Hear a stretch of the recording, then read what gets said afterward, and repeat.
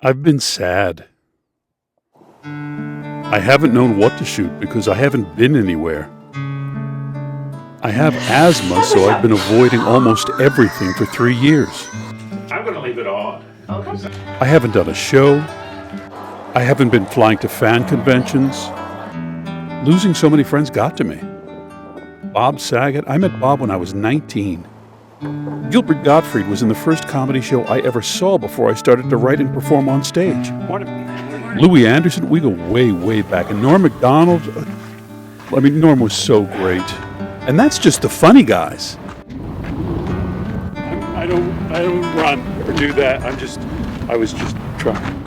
I don't think depressed, because my family is everything to me. My life has been an adventure beyond my wildest dreams, and it still is. No, it's okay. I love my wife and my children like crazy. I'm more blessed than I could ever have imagined.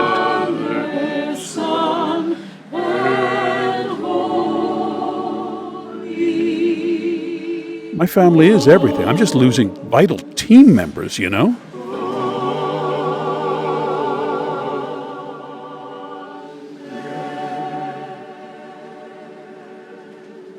Ted White died. Okay.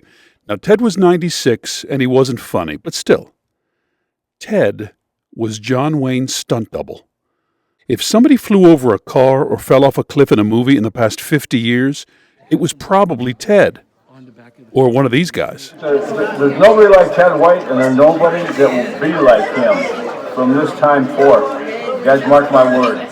He was one of a kind and a legend in my mind and in the business, and a dear, dear friend. We had to do a big, long stair fall. And I said, hey, Mr. White, I've never done one of these before. You're going to have to show me how to do this. And he said, don't worry, kid, I'll take care of you. I said, okay, so I'm worried about it, and I'm wanting to talk about it, and he won't say nothing. He just says, don't worry, kid, I'll take care of it. Well, when they started the fight, he just grabbed me, took me as a pad, laid here, threw me on those steps, fell right on top of me, and end over end. Yeah, he took care of me. He used me as a pad.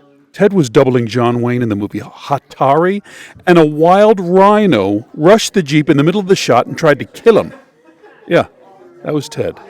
Oh, and this guy Bill at Ted's funeral, he played the Stay Puft Marshmallow Man in Ghostbusters.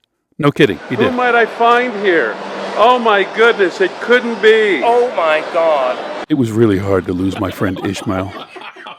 Ishmael was a great guy, a magnificent and honest filmmaker. He filmed his entire struggle at the end of his life in a series called Lots Lives. And he does. Right before he left us, Ishmael told me to do this, to make these films. I don't know anything about cameras or editing. I'm embarrassed at all the mistakes I make. And he would just say, that's what makes it yours, Tom. That's why I love it. It's you. Keep going. So, here we are. I'm recording cartoons in my garage. Oh no! I'm losing my intestines! I'm writing. I'm practicing the piano.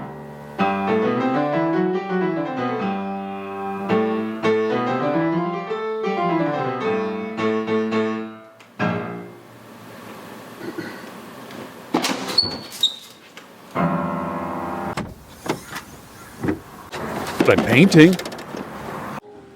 I am painting passionately like never before.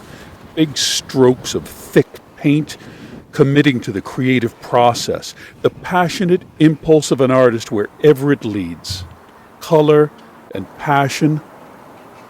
I'm an artist. Yeah, I got this.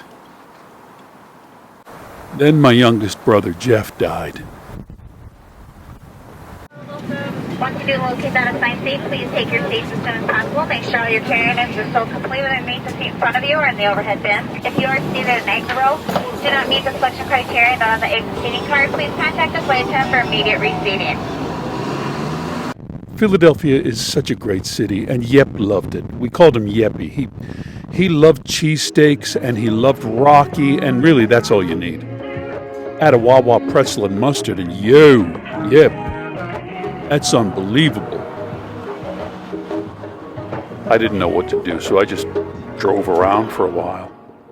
Me and Big Brian, we took the train here to Center City when the 76ers won the NBA championships in 1983. Bought a Dr. J poster. I bought a Dr. J t-shirt that after one washing became a finger puppet. My dad's office was up there on Broad Street. He had a huge desk, the biggest thing we'd ever seen. It's my desk now. It's an old banker's desk from the early 1900s, before bankers, became thieves with computer screens and plastic desks. This is from back when they were just thieves with big wooden desks. They were getting new desks at the bank, so they paid him for some legal work with this one. This was the bank. Now it's a hotel. Merry Christmas, Lewis! Yeah, they shot the movie Trading Places here. His office was next door to the Union League, a club formed in 1862 to support Abraham Lincoln and the Union cause in the Civil War. Dad would take us to father-son dinners there, and they'd have famous people appear. The drag racer Don Garlitz told us about blowing his foot off in an engine explosion. That was interesting. One year there was a wrestling bear. The trainer brought one of the dads on stage up to wrestle the bear, and the bear attacked him. The man fainted and had a heart attack or something, and they called an ambulance. That was the most interesting one. This is my street. My heart is beating in my chest. They took down our house. Yeah, well, it was a wreck. Look at that. The tree's gone. There was right where these bushes are, there was a willow tree with a big branch hanging. A swing I put up there, and I'd swing Jeff, and he'd twist the swing all around and then let the tension out and spin.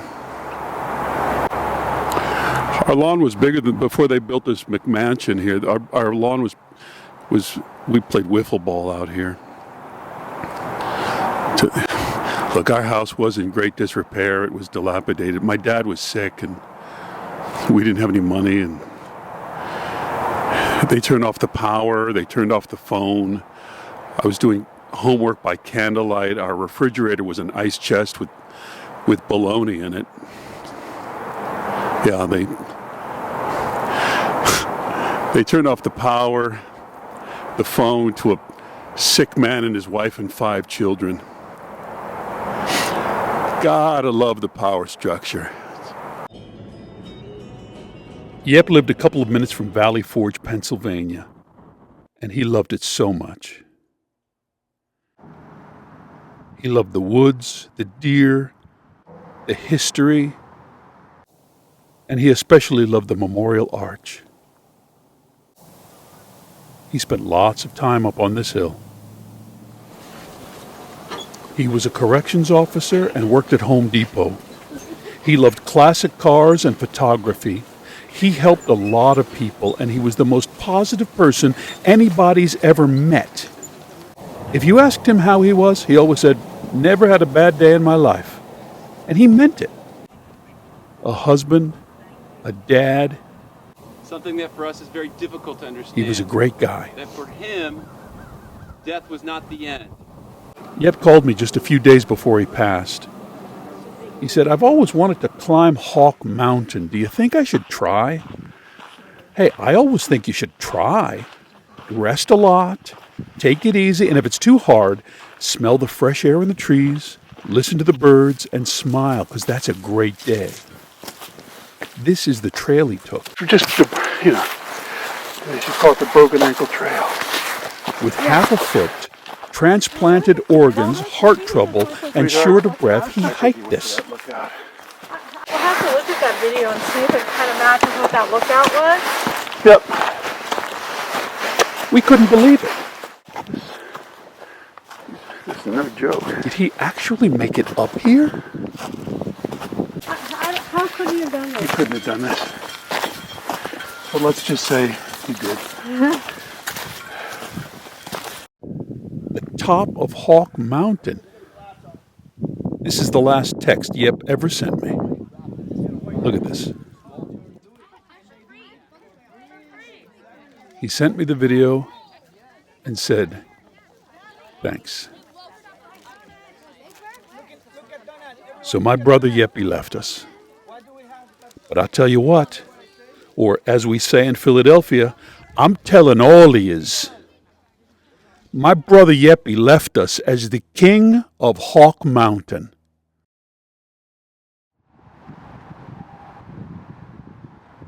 Thornton Wilder was a very famous American playwright. He wrote many classics for the theater, including Our Town. He wrote a very unusual brief play, a one-act, called The Angel That Troubled the Waters, and in it there's a pool. And the sick, the depressed, the dying, the destitute all gather around the pool for an angel to come, put his finger in the water and trouble the waters where healing's available. There's a doctor sitting near the pool. Life has beaten him to a pulp. He's crushed, he's depressed, and he just needs healing. Well, just then, an angel arrives dressed completely in white and walks up. The doctor gets up. Everyone rushes toward the pool to be healed. The doctor's making his way. The angel steps in front of the doctor, stopping him. The doctor says, no, I have to get healed. The angel keeps his hand up and says, this moment is not for you. The doctor's completely crushed, crestfallen. He asks the angel, how can I live this way?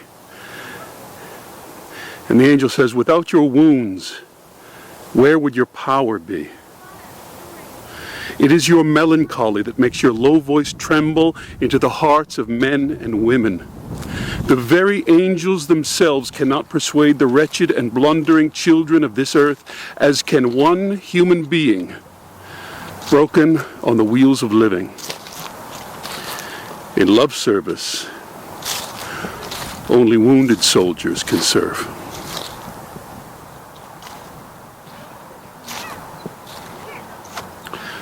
Well done, wounded soldier.